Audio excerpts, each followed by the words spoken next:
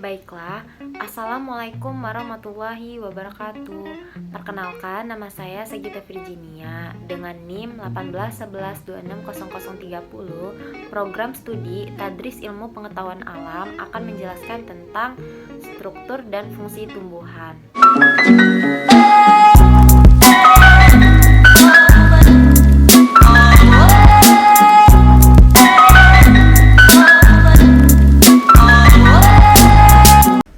Yang pertama itu struktur dan fungsi organ tumbuhan.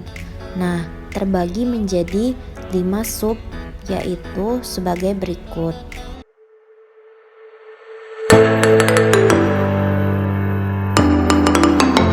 Yang pertama itu struktur dan fungsi akar. Akar merupakan bagian tubuh tumbuhan yang umumnya berada di dalam tanah. Nah, berikut beberapa fungsi akar. Yang pertama itu tempat masuknya air dan mineral dari dalam tanah.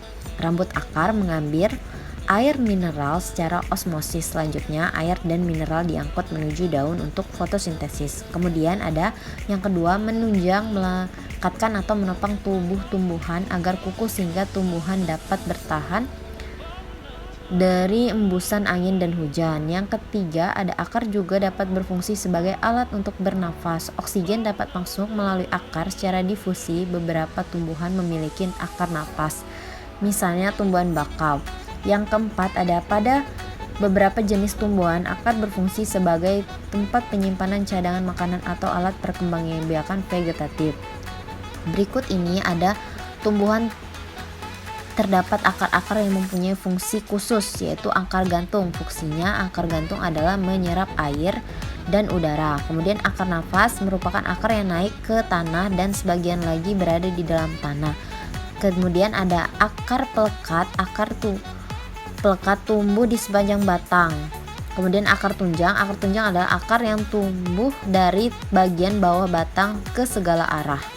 Selanjutnya, struktur dan fungsi batang. Batang adalah salah satu organ dasar tumbuhan berpembuluh. Beberapa fungsi batang sebagai berikut. 1. Menjaga agar tumbuhan tetap tegak.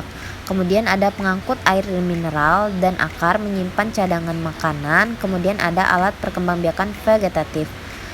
Nah, di sini ada perbedaan morfologi batang dengan akar. Batang mempunyai ruas-ruas sedangkan akar tidak mempunyai ruas-ruas. Yang kemudian ada batang mempunyai daun sedangkan akar tidak mempunyai daun. Batang tidak mempunyai bulu sedangkan akar mempunyai bulu akar. Dan yang terakhir, batang tidak mempunyai tudung sedangkan akar mempunyai tudung akar. Kemudian ada pada umumnya batang berbentuk bulat. Batang tumbuhan monokotil berbeda dengan tumbuhan dikotil. Berikut perbedaan batang tumbuhan dikotil dan monokotil. Tumbuhan dikotil batang bercabang-cabang, sedangkan monokotil batang lurus tidak bercabang-cabang. Tumbuhan dikotil memiliki kambium sehingga dapat membesar. Kemudian tumbuhan monokotil tidak memiliki kambium sehingga batang tidak dapat membesar. Tumbuhan dikotil pembuluh angkut letak teratur dan bentuk lingkaran, sedangkan monokotil pembuluh angkut letaknya tersebar. Yang ketiga, struktur dan fungsi daun. Daun adalah salah satu organ tumbuhan yang tumbuh di ranting. Umumnya daun berwarna hijau karena mengandung klorofil. Fungsi daun pada tumbuhan adalah yang pertama sebagai tempat terjadinya proses fotosintesis. Proses fotosintesis membutuhkan cahaya sebagai sumber energi. Energi matahari ditangkap oleh zat hijau daun yang disebut klorofil. Gas karbon dioksida CO2 dan air H2O digunakan sebagai bahan baku untuk menghasilkan glukosa C6H12O6 dan oksigen O2. Kemudian ada di permukaan daun terdapat mulut daun atau stomata. Melalui stomata pertukaran gas terjadi. Daun mengambil karbon dioksida dari udara dan melepas oksigen ke udara. Yang ketiga ada tidak semua air yang diserap akar digunakan oleh tumbuhan. Kelebihan air jika tidak dikeluarkan dapat menyebabkan tumbuhan menjadi busuk dan mati. Sebagian air yang tidak digunakan akan dikeluarkan melalui mulut daun dalam bentuk uap air. Pada malam hari, kelebihan air dikeluarkan melalui sel-sel pucuk daun. Proses ini disebut dengan gutasi.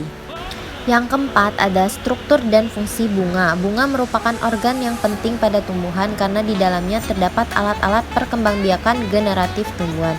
Bagian bunga dibagi menjadi dua, yaitu perhiasan bunga.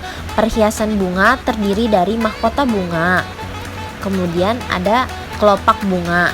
Dan yang kedua ada alat perkembangbiakan bunga. Alat perkembangbiakan bunga yaitu ada dua. Benang sari merupakan alat kelamin jantan. Benang sari terletak di antara mahkota bunga. Kemudian ada putik, merupakan alat kelamin betina. Putik terdiri atas 3 bagian, yaitu pangkal buah, ovarium, tangkai buah, stilus, dan kepala putik. Yang kelima ada struktur serta fungsi buah dan biji. Buah berfungsi untuk melindungi biji sekaligus pembantu pemecahan biji. Biji pada tumbuhan merupakan hasil perkembangbiakan generatif pada tumbuhan yang mampu tumbuh menjadi individu baru. Kemudian berdasarkan asal terbentuknya, buah dibedakan menjadi buah sejati dan buah semu. Buah sejati berasal dari bakal buah, contohnya mangga, pepaya. Sedangkan buah semu, buah yang dibentuk dari selain bakal buah, misalnya buah jambu, mete, berasal dari tangkai yang dipakai untuk menyimpan makanan. Biji pada tumbuhan merupakan hasil perkembangbiakan generatif pada tumbuhan yang mampu tumbuh menjadi individu baru. Biji terdiri atas kulit biji, endosperm, embrio, yaitu calon tumbuhan baru, terdiri atas plumea, calon daun, dan radicula, calon akar. Materi kedua, struktur dan fungsi jaringan tumbuhan, terbagi menjadi 5 submateri sebagai berikut.